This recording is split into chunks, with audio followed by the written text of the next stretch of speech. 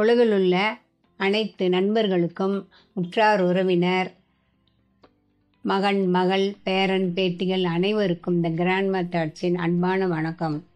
நான் இப்போ அந்த காலத்தில் எல்லோரும் எப்படி எல்லாம் தொழில் செஞ்சு நல்லா எல்லாம் இருந்து இது பண்ணிகிட்டு இருக்கும்போது ஒரு தொழில் நலிவடைஞ்சிரும். அந்த மாதிரி நாங்கள்லாம் சின்னப்போ இருக்கும்போது இந்த கூடை மரம் பின்னுறவங்கெல்லாம் நிறைய இருப்பாங்க. ரோட்டுக்கு போட்டு கூடை மரம் பின்னுவாங்க. அதே இது கூடை ரிப்பேரு, கூடை மரம் பின்னுற ரிப்பேருன்னு சொல்லி அதெல்லாம் சீமாறு இதெல்லாமே பின்னி கொடுப்பாங்க. நல்லா கூட்டும்போது பிஞ்சு விழுகாமல் இருக்கிறதுக்கு அவங்கெல்லாம் எல்லாம் செஞ்சு கொடுப்பாங்க, பண்ணி கொடுப்பாங்க. அப்போ கூடை பின்னுறதுன்னா காய்கறி கூடை சின்னதுலேருந்து பெருசு வரைக்கும் அம்பாரம்னு சொல்லுவாங்க. இந்த கோழியெல்லாம் போட்டு மூடுறதுக்கு, குட்டி ஆட்டுக்குட்டியெல்லாம் உள்ளே போட்டு மூடிடுவாங்க. பெரிய கூடையெல்லாம் செஞ்சு தருவாங்க.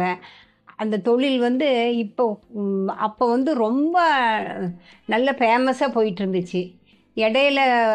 இடப்பட்ட காலத்தில் அதன் தொழில் எங்கேயுமே ரோட்லலாம் இப்போ போடுறதுக்கு வண்டி வாசியெல்லாம் வரனால அதெல்லாம் போட முடியாமல் போயிடுச்சு. அதனால் இப்போ என்ன நடக்குதுன்னா, இப்போ அவங்கவுங்களுக்குன்னு ஒரு வீடு அமைச்சு கொடுத்து அவங்க அங்கேயே செய்கிறனால மறுபடியும் அந்த ரொட்டீனாக அந்த தொழில் இப்போ நடந்து எல்லாருமே மரங்கும்போது பிளாஸ்டிக் யாரும் அதிகமாக வாங்குறதில்ல. இப்போ இந்த மூங்கில் மரம் கூடை காய்கறி எல்லாம் போடுறதுக்கெல்லாம் வாங்கி அது நல்ல சேஃப்டியாக இருக்குதுன்னு சொல்லிட்டு அதெல்லாம் இப்போ வாங்க ஆரம்பிக்கும்போது எனக்கு ரொம்ப சந்தோஷம். மறுபடியும் அந்த காலத்தில் இருந்த மாதிரி இந்த காலத்துல எல்லாம் உபயோகிக்கிறாங்க அப்படின்னு சொல்லிட்டு.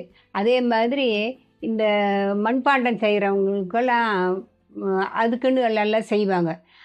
அப்போ செய்யும்போது முன்னெல்லாம் போய் கடையாக இருக்காது. செய்கிற இடத்துலையே போய் எல்லாம் வாங்கிட்டு வந்துடுவோம். எவ்வளோ வேணுமோ அப்படி வாங்கிட்டு வந்துடுவோம். அப்போ நாங்கள்லாம் சின்ன சட்டியிலெல்லாம் அம்மா பருப்பெல்லாம் கடைவாங்க. ஏதோ ஒரு நாளைக்கு அம்மா கொஞ்சம் வேலையாக இருக்காங்கன்னு சொல்லிட்டு கொஞ்சம் அந்த பருப்பு எடுத்து கடை அப்படின்னு சொன்னாங்கன்னா, அந்த பருப்பை கீழே அதுக்கு பிரிமினன்னு சொல்லுவாங்க. அது மேலே வச்சு தான் கடையணும். ஆனால் நான் என்ன பண்ணுவேன், அது வச்சு இப்படின்னு 2 திருப்பி கொடுத்துக்குள்ளே அடியிலெல்லாம் பொத்துட்டு போயிடும். அப்புறம் அம்மாட்ட திட்டு வாங்குவேன். அதனாலே அம்மா என்ன பண்ணுவாங்க, ஒரு செட்டிங்கிறது 2-3 செட்டி எங்கள் வீட்டில் இருக்கும், கமுத்தி வச்சுருவாங்க. அதே மாதிரி இந்த புரட்டாசி மாதமெல்லாம் சாப்பாடெல்லாம் செய்கிறதுக்கு மட்டன் சிக்கன் அதெல்லாம் செய்ய மாட்டோம். அப்போ அதுக்குன்னு தனியாக சட்டி, அதுக்கு மூடி, இதுக்கெல்லாம் எல்லாமே இருக்கும். அது மட்டன் செஞ்சு புரட்டாசி மாதம் நாங்கள்லாம் மட்டன் சாப்பிட மாட்டோம், சிக்கன் சாப்பிட மாட்டோம்.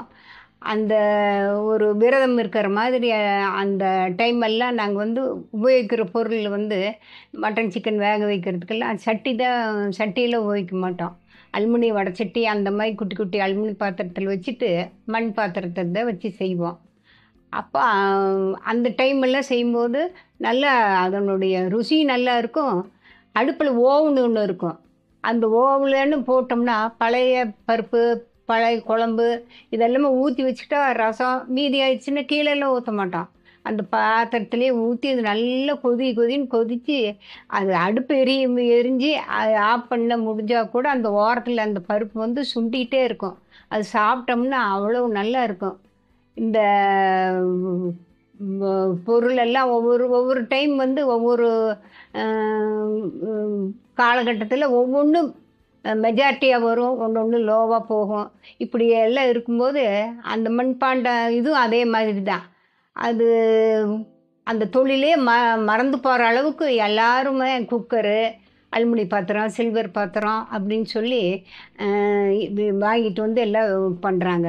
அப்போ இப்போ என்னன்னா சட்டியில் சாப்பாடு செஞ்சால் நல்லது, சட்டியில் களி கிண்டுனா நல்லது, சட்டியில் உபயோகித்தா குழம்பு ரசம் இதெல்லாமே கெடுறதில்ல. அதே மாதிரி தயிரெல்லாம் நாங்கள்லாம் பிறை ஊற்றி வைக்கிறதுக்கு குட்டி அப்போமே சின்ன கிண்ணம் மாதிரியெல்லாம் இருக்கும்.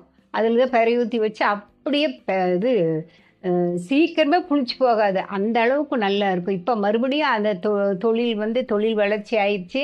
இப்போ அதே மாதிரி அவங்க கையில் வச்சு பிணையிறத விட மிஷினில் செஞ்சுக்கிறாங்க நல்லா. இந்த காலகட்டத்தில் மிஷினு ஆளெல்லாம் தேவையில்லை. ஒரு 4 பேர் இருந்தால் போதும். ஒரு நாளைக்கு 1000 2000ன்னு அவங்கெல்லாம் பண்ணிடுறாங்க. பூத்தொட்டி வைக்கிறதுலேருந்து சட்டி பானை செய்கிறதுலேருந்து எல்லாமே பண்ணுவாங்க. தண்ணியெல்லாம் முன்னெல்லாம் இதில் ஊற்றி வச்சோம்னா அப்படி ஒரு ஜில்னஸ், ஃப்ரிட்ஜே தேவையில்லை. நாங்களாம் எங்களுக்கெல்லாம் ஃப்ரிட்ஜே வாங்கல, நாங்களாம் பார்த்ததே இல்லை சின்னப்போ. இந்த மண்பானையில் வச்சு தண்ணியை வச்சு கீழே வந்து ஆற்று மணல் இருக்கும். போகும்போது ஒரு பையில் போய் கொண்டு வந்து கீழே போட்டு அதுக்கு மேலே அந்த தண்ணியை வச்சு மூடி வச்சுருவோம். மூடி வச்சுட்டு அது பாட்டுக்கு நல்லா குளு குளு குளுன்னு ஜில்லுன்னு, இப்போ ஃப்ரிட்ஜ் வாட்டரை விட நல்ல மணமாக இருக்கும்.